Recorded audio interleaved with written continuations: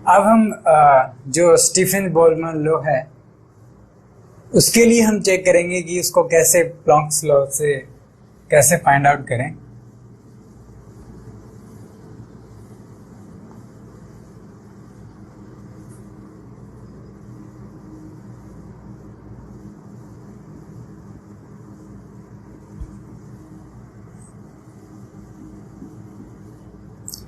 सबसे पहले प्लॉन्क्स लॉ से हमें पता है कि जो यू लैम्डा है, यू लैम्डा डी लैम्डा, वो आपका होता है 8 pi H C divided by c cube. So lambda to the power 5 1 minus exponential H C divided by lambda के बी टी, और ऊपर आता है डी लैम्डा। ओके, ये वाला एक्सप्रेशन था प्लॉन्क्स लॉ के लिए। बट हमें पता है कि जो एनर्जी डेंसिटी होती है वो होती है 0 टू इन्फिनिटी अगर यू लैम्डा डी लैम्डा का अगर इंटीग्रेशन करते हैं। ओके, और स्टीफन्स लॉ बोलता है कि जो आपका यू है वो डायरेक्टली प्रोपोर्शनल होता है टेम्परेचर की 4th पावर से। ओके, सो हमें ये फाइंड आउट करना है कि जो u है वो डायरेक्टली प्रोपोर्शनल होगा टेम्परेचर की 4th पावर के। ओके, सो यहां से इसका इंटीग्रेशन करना पड़ेगा हमें। तो सबसे पहले u is equal to 0 to infinity 8 pi H C D lambda divided by lambda to the power 5 1 minus exponential H C divided by lambda के बी टी। अब हम अज्यूम करते हैं कि जो हमारा H C divided by lambda के B T है वो हमारा एक्स के इक्वल है। ओके, अगर हम लैम्डा को यहां से सेपरेट करें सो हमारा जो H C divided by X K B T है वो हो जाएगा हमारा लैम्डा के। ओके, अगर मैं लैम्डा का डेरिवेटिव करूं विद रिस्पेक्ट टू एक्स तो मेरे को मिलता है कि जो डी लैम्डा है वो आपका होगा minus H C divided by X square K B T. ये दोनों वैल्यूज अपने को पुट करनी पड़ेगी, लैम्डा और डी लैम्डा की वैल्यूज। सो यहां से हम चेक करते हैं कि जो इंटीग्रेशन है कांस्टेंट बाहर लेके चलते हैं। सबसे पहले 8 पाई एच सी। ओके, यहां से लैम्डा टू द पावर 5 इसको अगर यहां से चेक करें सो लैम्डा की अगर पावर 5 करता हूं देन यहां से मेरे को इसकी पावर 5 करनी पड़ेगी। It means H C divided by X K B T, इसकी पावर 5, इसकी पावर -5, या फिर आप इसको x से लिख सकते हो x K B T divided by H C to the power 5, because यहाँ पर 1 upon lambda to the power 5 है। सो ये ऐसे हो जाएगा। ओके, अब यहाँ पर 1 माइनस एक्सपोनेंशियल ये टर्म हमने माना था x। ओके, सो यहाँ से ये वाला जो टर्म है ये हो जाता है 1 माइनस एक्सपोनेंशियल x। ओके, अगर मैं ध्यान से देखूं तो डी लैम्डा जो है मेरा वो होता है minus H C divided by X square K B T. यहां से अगर हम चेक करें सो यहां पर x टू द पावर 5 है। ओके, और यहां हमारी x की पावर कितनी है 2, सो ये x की पावर 3 होगी। बाकी क्वांटिटीज कांस्टेंट है, इनको बाहर लेते हैं। सो u जो है वो आपका होगा 8 पाई एच सी। अब यहां से चेक करो, एच सी एक ये है, एक यहां पर है, एक ये है। माइनस साइन का कोई मतलब नहीं बनता बिकॉज ये टोटल जो आपकी एनर्जी डेंसिटी है वो है। ओके, सो इसको अपन हटा सकते हैं। यहाँ से HC, यहाँ से HC, यहाँ HC कैंसिल हो सकते हैं। ओके, सो अपन HC को यहाँ से कट करते हैं और कह सकते हैं कि 8 pi divided by HC to the power कितना रह गया 3। ओके, यहाँ KBT है, यहाँ से KBT कैंसिल हो जाएगा तो KBT है, इसका पावर 4 है। ओके, अब आता है इंटीग्रेशन 0 टू इंफिनिटी x, यहां पर स्क्वायर है, यहां पर कितना हो गया x cube divided by 1 minus exponential x। अगर हम लिमिट्स की बात करें कि लिमिट कहां से होगी, सो अगर वैल्यू 0 अगर यहां पर हम पुट करें लैम्डा की वैल्यू अगर यहां पर पुट करें 0, देन जो वैल्यू है वो अपने को मिलती है x की 0, सॉरी x की वैल्यू अपने को मिलती है इंफिनिटी। ओके, सो यहां पर मेरे को करना पड़ेगा इंफिनिटी, बिकॉज अगर मैं यहां पर lambda is equal to 0 put किया देन x मिला इंफिनिटी।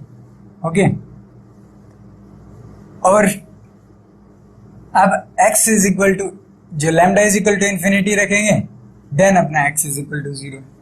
सो अपना लिमिट जो है वो कुछ ऐसे आ गया।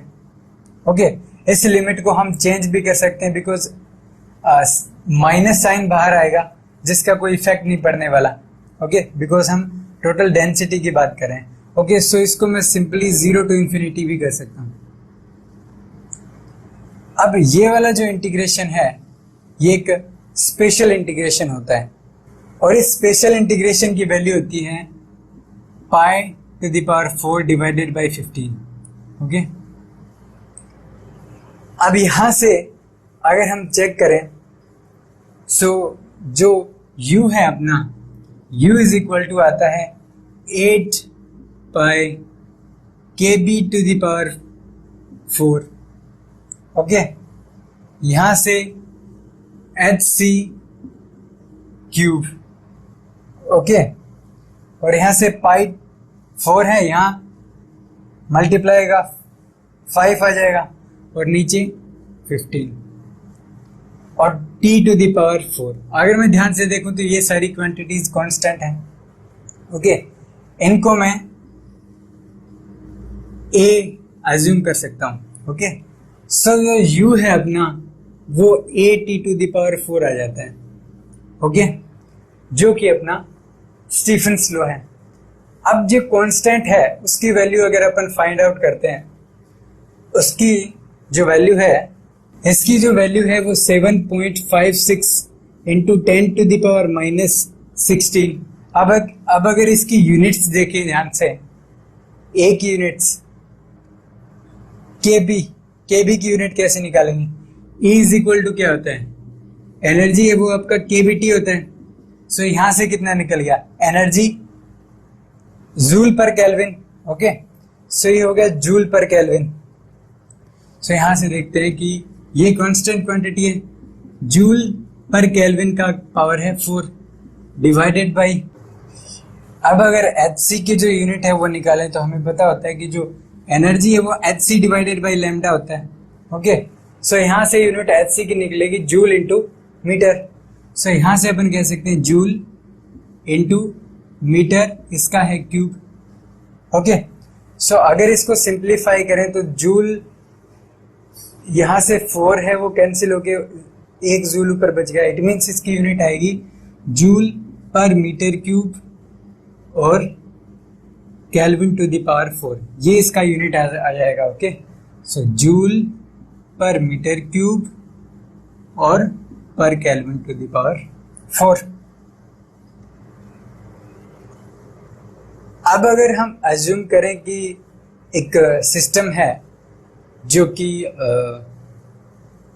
एक फोटोन सिस्टम है, अगर एक छोटा ओरिफिस अगर उस सिस्टम में है, देन जो रेडिएशन एनर्जी है कितना वो रेडिएट करेगा, उसकी जो वैल्यू है वो यहाँ से हम फाइंड आउट कर सकते हैं कि जो यू कैन सी रेडिएशन की जो रेट है वो होती है आपकी 1/4 U इंटू सी। इस फॉर्मूले के हम आगे डिस्कस करेंगे ये ऐसा क्यों आता है। ओके, अब अगर यहाँ से अगर हम वैल्यू पुट करते हैं U की, U हमारा आया है ये U इज इक्वल टू ये वाली जो क्वांटिटी है, ये अगर फॉर्मूला इसमें पुट करते हैं देन हमारे पास एक रिलेशन मिलता है कि R है वो is equal to sigma T to the power 4 है, और सिग्मा जो है वो अपना स्टीफन कांस्टेंट रहता है 5.67 इंटू 10⁻⁸। ओके, जूल यहां पे आ जाता है ये वेट जूल पर kelvin to the power 4। Okay, और जो रेडिएशन है वो पर यूनिट एरिया पर सेकंड होता है। ओके, सो यहां से पर second per unit area. Okay, सो यहां से सिग्मा आ जाता है। जस्ट डायरेक्टली कुछ नहीं करना, जस्ट वैल्यू पुट करनी है इसकी।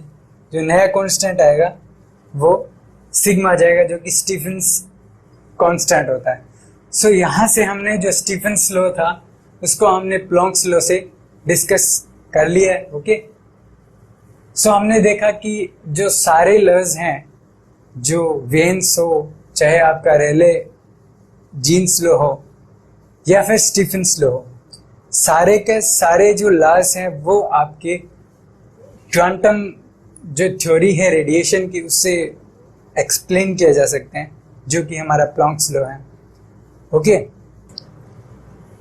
अभी हमने एक फॉर्मूला यूज किया था कि जो आपका रेट ऑफ जो रेडिएशन एनर्जी फ्लो है वो आपका 1/4 U इंटू सी होता है। यहाँ पर U है वो आपकी एनर्जी डेंसिटी है।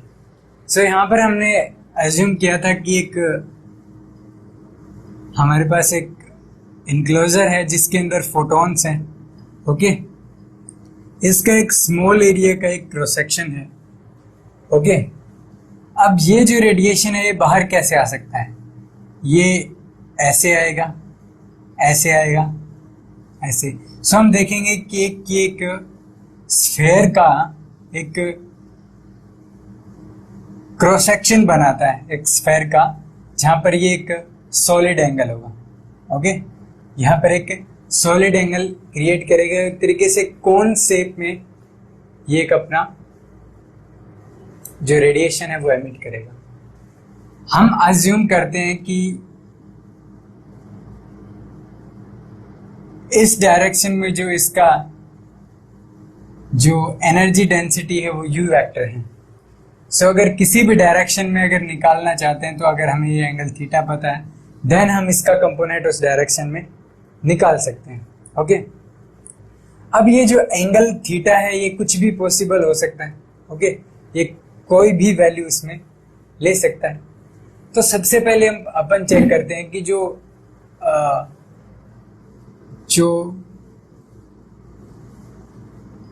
टोटल रेडिएशन है वो कितना होगा।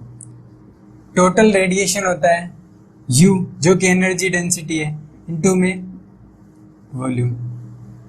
ओके,